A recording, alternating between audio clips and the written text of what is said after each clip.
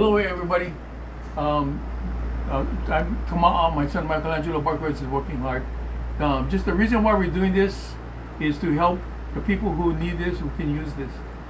Okay, it's for the people, the wannabes who need help, the beginners. This is like for the beginners and the intermediate players. Okay,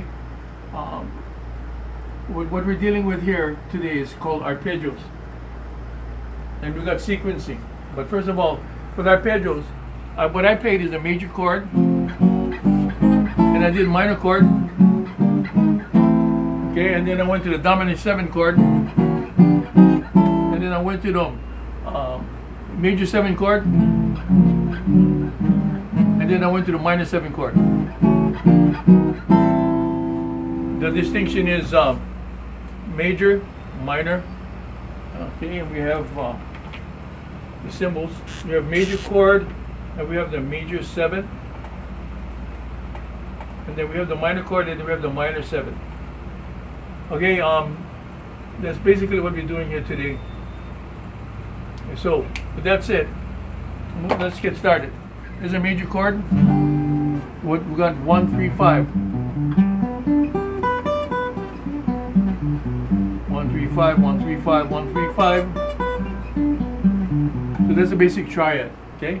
For the minor chord, we have a flat 3. 1 flat 3 5. 1 flat 3 5.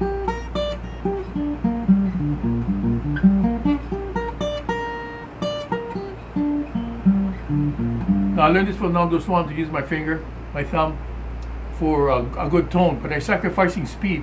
Like my son has all that speed, man. He can really play clean and fast. Because I'm using my thumb, you know, I sacrifice that. My son does that with a pick, and I mean, he's unbelievable. I really appreciate my son's virtuosity. He can really play clean and fast in all of these arpeggios.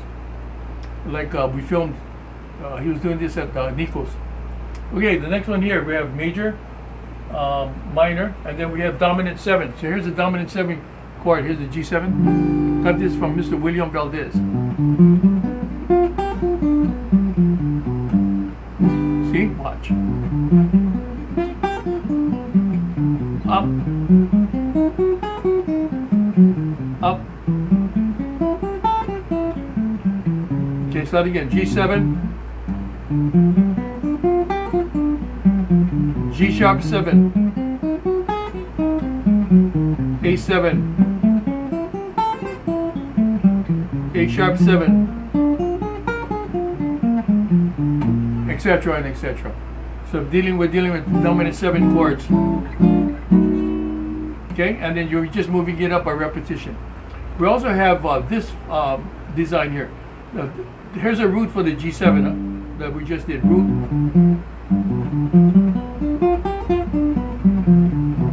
Here's a second variation. The root is here. It's a D natural. Watch this. Your area of activity is these 4 frets. Okay, watch. So I'm gonna. This is your root. This is a D7. Starting on the F sharp.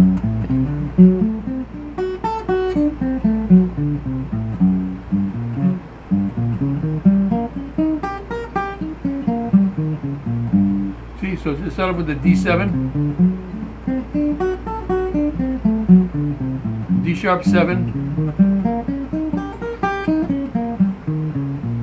and then E7,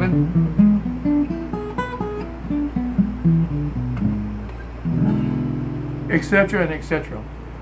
Got that once again from Mr. William Valdez. You want to move it up the neck. These are intervallic designs.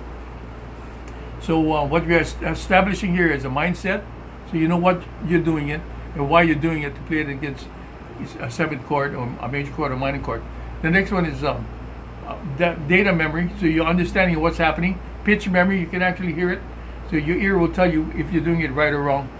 And then we have muscle memory, when you memorize the moves.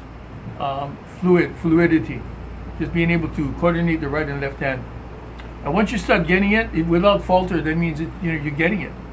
So so the next thing here is the major 7.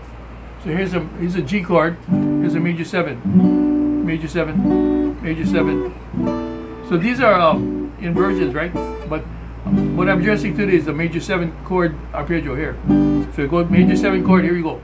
1, 2, 7, 1, 3, 5, 7. Move up.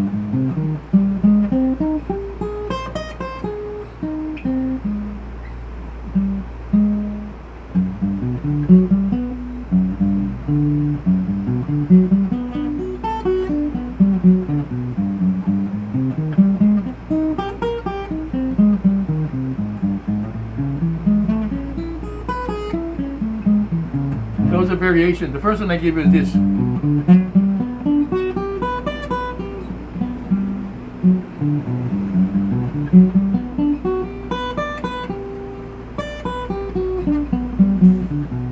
Move it up.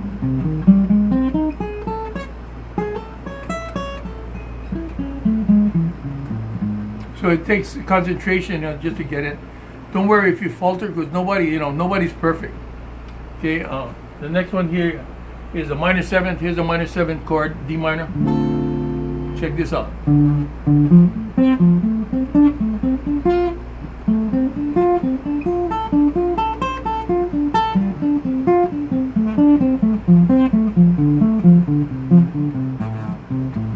What I'm doing is 1, flat 3, 5, flat 7. And I'm sequencing it. I'm going to 1, 2, 3, 4, 2, 3, 4, 5, 3, 4, 5, 6, 5, 6, 7, 8, etc. We're developing technical facility, muscle memory, data memory, and pitch memory. And always establish the meter and the tempo. We're doing this all in time. 2, 3, 4, major. Yeah.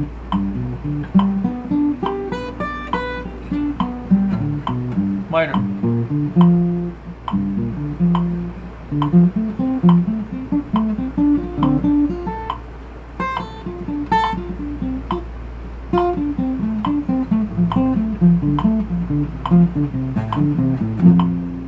I first saw a fellow student do this arpeggios when I was going to Leeward Community College, and I had no idea. First time I heard this wonderful student doing this, I was impressed.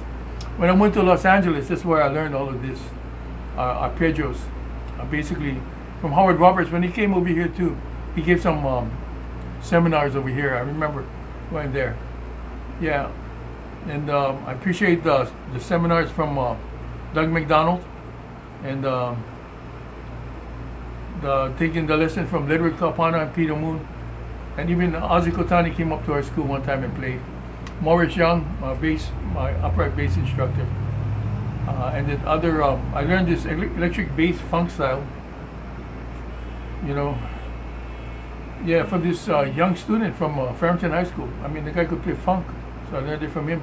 So be humble and learn from everyone and everything. Now about mistakes, let me share with you something special that one of my friend told me, and I'll share it with you.